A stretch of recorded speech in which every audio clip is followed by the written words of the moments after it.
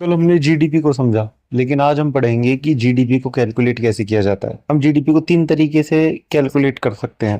पहला है production method, दूसरा है इनकम मेथड और थर्ड है एक्सपेंडिचर मेथड। तो ये तीनों अलग अलग हैं, लेकिन इन सभी का आंसर सेम ही आता है। आइए हम वन बाय वन इन सबको करके देखते हैं और समझते हैं कि जीडीपी कैसे कैलकुलेट की जाती है।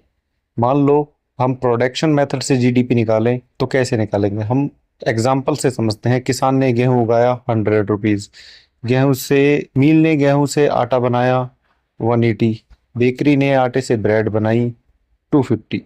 अब तुम 100 + 180 + 250 = 130 कर दो तो यह गलत होगी। क्यों? क्योंकि 180 में किसान का 100 पहले से ही शामिल है और 250 में किसान का 100 प्लस मील का 180 दोनों शामिल है, इसलिए नई वैल्यू एडेड जोड़ते हैं। जैसे किसान ने 100, मील 180 - 100 80, बेकरी 250 - 180 = 70।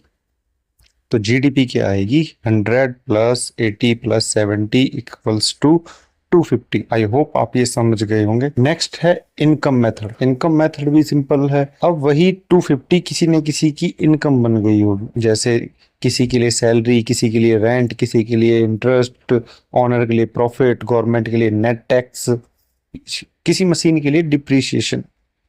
जैसे salary 100, rent 20, interest 10, owner profit 70, net tax 30, मशीनों का डिप्रिसिएशन 20। तो टोटल इनकम होगी 250। यानी जो प्रोडक्शन हुआ वही किसी की कमाई बन गई। थर्ड है और जो सबसे ज्यादा कॉमन और सबसे ज्यादा यूज किया जाता है वो है एक्सपेंडिचर मेथड। 250 कहाँ से आया? ये सोचो, ये ब्रेड खरीदा किसने? लोगों ने खरीदा, कंजम्पशन 150, बिजनेसमैन ने निवेश किया, इन्वेस्टमेंट 50, सरकार ने खरीदा 70, एक्सपोर्ट 40, इंपोर्ट 60। इसका एक फॉर्मूला होता है C+I+G+(x-M), यानी C हमारा 150, I हमारा 50, G हमारा 70, X हमारा 40, M हमारा 60।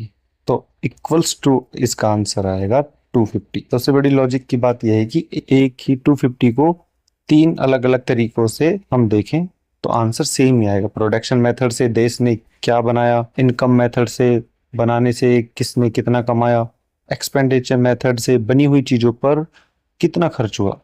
इसलिए तीनों तरीके से जीडीपी हमेशा एक ही निकलती है। आई होप कि आपको ये टॉपिक समझ आया होगा। लास्ट में एक क्वेश्चन है, कमेंट में उसका एक करेक्ट आंसर बताएंगे।